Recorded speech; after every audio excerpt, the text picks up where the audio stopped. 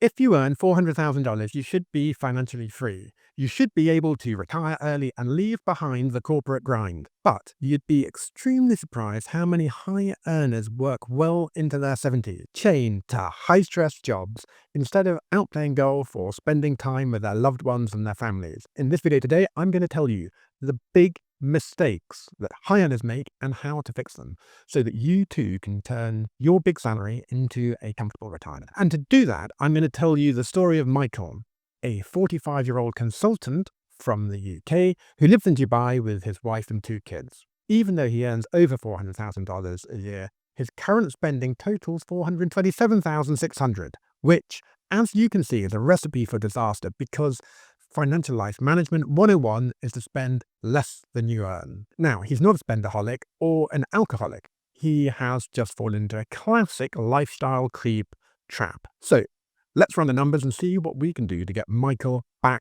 on track. Michael lives in a beautiful villa in Arabian Ranches. Plus, they have a holiday home in the Cotswolds that they visit once or twice a year. So Michael's friends and family would say that he is very well off.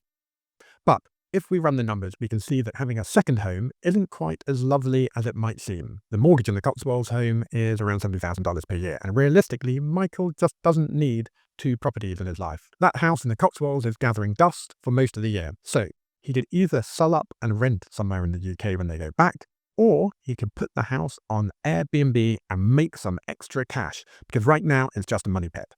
If they were able to reduce this expense either through selling or renting it out, they'd have an additional $70,000 per annum. As you can see, by making one simple lifestyle adjustment around property, we've already saved Michael roughly $6,000 per month. But what happens if we dig a little bit deeper? Well, just like many of the clients I work with, last year Michael went to Orlando, to the south of France, London, skiing in Switzerland, and to the Maldives. Whilst they might not spend a lot on designer clothes or fancy sports cars, they are certainly splashing the cash when it comes to travel. So, what can we potentially do here?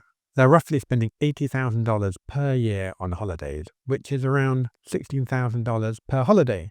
If they just reduce these down to 3, that would save them $32,000 per year. And that's still with 3 remaining holidays each year. This isn't going to have a huge impact on their lifestyle, but it will have a massive impact each year on their outgoings, which can save them an additional $2,667 per month. Now, I get a lot of pushback from my clients on this next point, because it doesn't necessarily feel like they're overspending, because technically it's a necessity. Michael and his wife both have cars, which is fair enough. Anyone who spent any amount of time here in Dubai will know that you have to drive absolutely everywhere. And their cars are also not that expensive. It's not like they're whipping around in the newest Lamborghinis up and down Shakeside Road. Michael drives a BMW M5 and his wife drives a Range Rover. But both of these are somewhat notorious in Dubai and can be associated with status. Both these cars are costing them around $26,400 per year.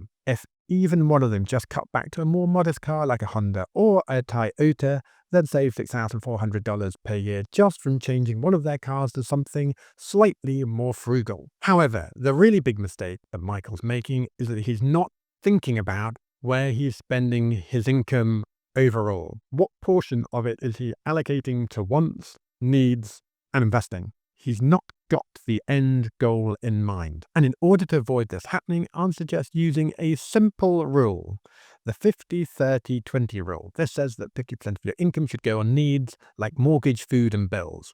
30% should go on wants like eating out and travel. And at least 20%, potentially more at Michael's age, should be saved and invested wisely.